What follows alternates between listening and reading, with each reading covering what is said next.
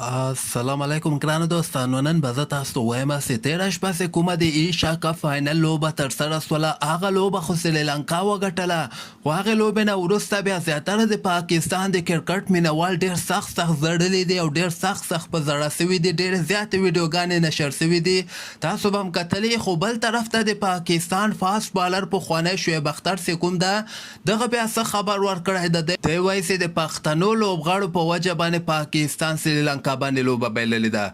ویډیو تر اخره پورې وګورئ، په هر څه به تاسو پوهیږئ.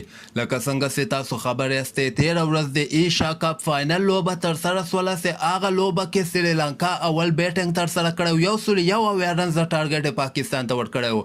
یو وخت کې د پاکستان لوبغاړو په 50 رنزو کې د سریلانکا 15 مهم لوبغاړي آوټ کړي ول، خو بیا هم سریلانکایي لوبغاړو ډېره ښه لوبه ترسره کړله. راجاپاکسې ورته 1 مهم رنزونه وکړل او هراسنګ هم ورته مهم وخت کې شپږ 10 رنزه کړي دي. د دغه دوه لوبغاړو په وجه باندې سریلانکا 101 رنزه ټارګټ پاکستان ته ورکړی، بیا پاکستان ونه څه کولی دغه ټارګټ پوره کړي. په 23 رنزو باندې سریلانکا دغه فاینل لوبه ګټلې ده.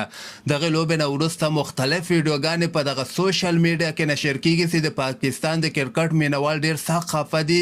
دوی خو دغسې وایي چې موږ ته به 2-3 ورځې خوب هم رانسي او موږ به بیخي باندې ونه وځو، یعنې هېڅ شی به موږ ته خوند نه راکوي. نو دغه لوبې بایللو نه د مینهوالو احساسات همدغسې یعنې ډېر سخت ځړلي دي.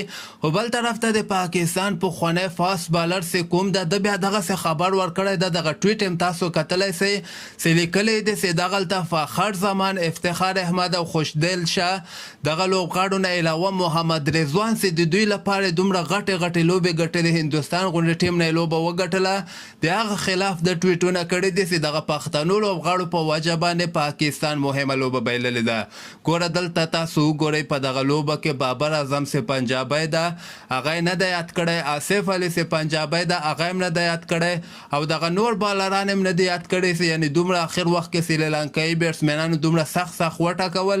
دغه یو لوبغاړی هم دوی نه ده یاد کړی، بلکې دغه څلور پښتانه لوبغاړي یاد کړي چې فخر زمان هم پښتون ده، افتخار احمد هم پښتون ده، خوشدل شاه او محمد رضوان هم پښتون ده. دغه د شعیب اختر ټویټ چې د پښتنو لوبغاړو په هکله باندې کړی وي. تاسو په نظر باندې پاکستان ولې دغه لوبه بایللې؟ خپل نظر هم لاندې ما سره په کمنټ کې شریکولی سئ، او همدغسې تازه خبرو لپاره تاسو دغه چینل هم در سره سبسکرایب کولی سئ.